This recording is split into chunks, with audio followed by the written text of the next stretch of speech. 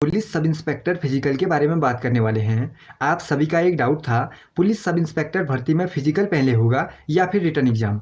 दोस्तों, police sub inspector भर्ती में आपका फिजिकल एग्जाम पहले होने वाला है और आप सभी को पता होगा पुलिस सब इंस्पेक्टर भर्ती में फिजिकल को आपको केवल क्वालिफाई करना होता है। जो इसकी मेरिट होती है वह केवल रिटन एग्जाम के आधार पर ही बनती है। इस वीडियो में हम देखने वाले हैं शारीरिक दक्षता परीक्षा के बारे में।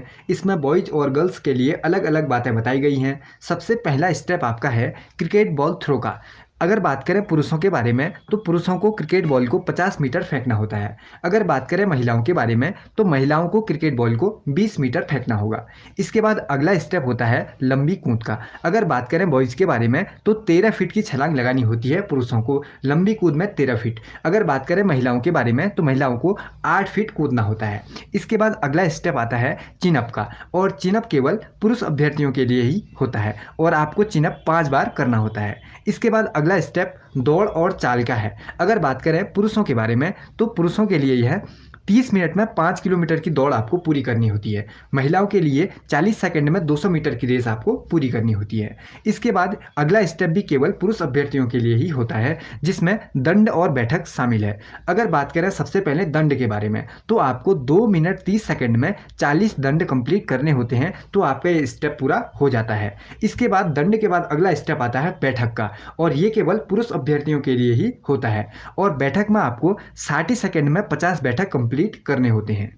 इसके बाद एक अगला स्टेप स्कीपिंग का होता है, और ये केवल महिला अभ्यर्थियों के लिए ही होता है। 1 मिनट में 60 बार स्कीपिंग करना होता है। इसके बाद एक अगला स्टेप और है जो महिलाओं के लिए होता है शटल रेस का। 25x4 यानी 25 मीटर के 4 चक्कर इधर उधर करके, ये भी केवल महिलाओं के लिए होता है और 29 सेकंड में इस पूरी रेस को भी, शटल रेस को कंप्लीट करना होता है। ये थी दोस्तों ये जानकारी फिजिकल से रिलेटेड। इसको आपको क्वालिफाई करना होता है, तब आपको रिटन एग्जाम देने दिया जाएगा। ठीक, अगर बात करें इसके बारे में हम किसके लिए हाइट कितनी चाहिए, चेस्ट कितनी चाहिए, तो उसका डिटेल आप लोग यहाँ पर देख सकते हैं। सीधी भर्ती हेतु शारीरिक मानक परीक्षा। सबसे पहले हम बात करते हैं हाइट के बारे में। तो जो जनरल कैटेगरी के अभ्यर्थी हैं या फिर अनुसूचित जाति के अभ्यर्थी हैं उन सबको, और आर्थिक रूप से कमजोर वर्ग के अभ्यर्थियों के लिए यहाँ पर जो हाइट होती है 167.70 सेंटीमीटर मांगी गई है। महिला अभ्यर्थियों की हाइट 152 सेंटीमीटर होनी चाहिए। अगर बात करें अनुसूचित जनजाति के अभ्यर्थियों के बारे में तो अनुसूचित जनजाति के अभ्यर्थियों के लिए 160 सेंटीमीटर हाइट मांगी जाती है, और महिलाओं की अगर हम बात करें अनुसूचित जनजाति की महिलाओं के लिए उनसे 147 सेंटीमीटर हाइट उनकी मांगी जाएगी। इतनी हाइट आपकी होनी चाहिए। इसमें थोड़ा रिलैक्सेशन मिलता है पर्वतीय क्षेत्र के अभ्यर्थियों के लिए। अब देखो, अगर आपके पास हिल सर्टिफिकेट है तो आपकी हाइट पुरुषों के लिए 162.6 सेंटीमीटर आपकी हाइट होनी चाहिए, और महिला अभ्यर्थियों के लिए 147 सेंटीमीटर हाइट मांगी जाएगी अगर आपके पास हिल सर्टिफिकेट होता है तो। उसका डिटेल आप लोग यहाँ पर देख सकते हैं। जनरल कैटेगरी के जो कैंडिडेट होंगे उनके लिए 167.60 सेंटीमीटर 167.7 सेंटीमीटर हाइट होनी चाहिए। अब हम बात करते हैं केवल पुरुष अभ्यर्थियों के बारे में सीने की माप को लेकर। देखो, जनरल कैटेगरी के जो कैंडिडेट होंगे ना, उनका बिना फुलाए जो सीना होना चाहिए वह 78.8 सेंटीमीटर होना चाहिए, और फुलाने के बाद 83.8 सेंटीमीटर चेस्ट आपकी होनी चाहिए। अगर इसके बाद हम बात करते हैं पर्वतीय क्षेत्र के या फिर अनुसूचित जनजाति के अभ्यर्थियों के लिए, आपके लिए यहाँ पर रिलैक्सेशन है। देखो, 76.5 सेंटीमीटर बिना फुलाए आपका सीना होना चाहिए, और जब आप सांस फुला लेते हैं उसके बाद आपकी चेस्ट 81.5 सेंटीमीटर होनी चाहिए, तो आप क्वालिफाई हो जाएंगे।